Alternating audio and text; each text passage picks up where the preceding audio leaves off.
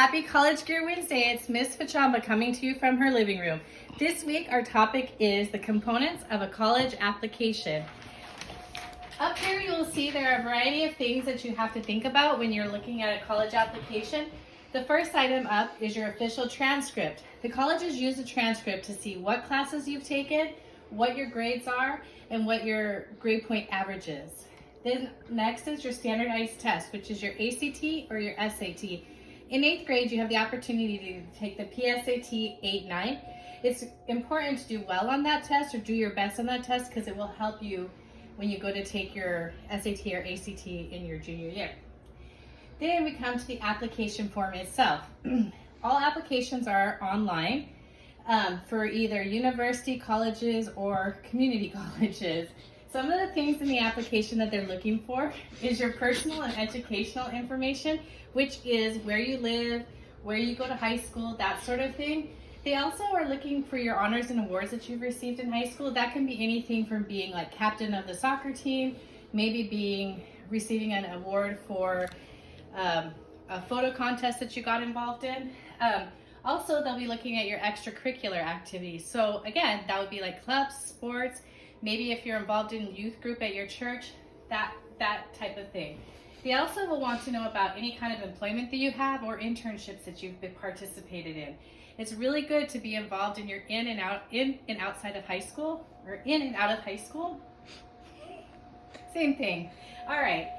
The big thing, and we'll do more about this next week, I'll do a whole session on this, is the essays that are included in your application.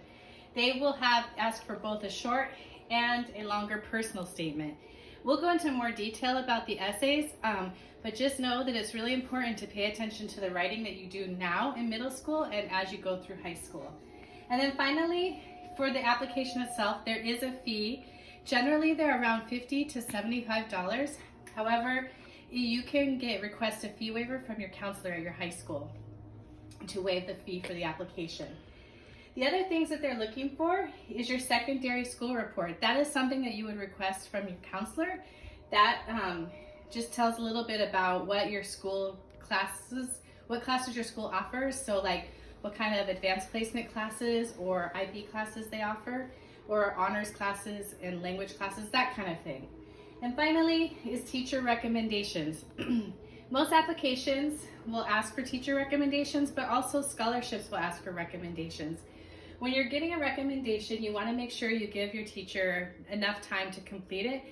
As a rule of thumb, you should give them at least 2 weeks to do your letter of recommendation. And also, just a rule of advice, please go to someone who's going to write a good recommendation for you.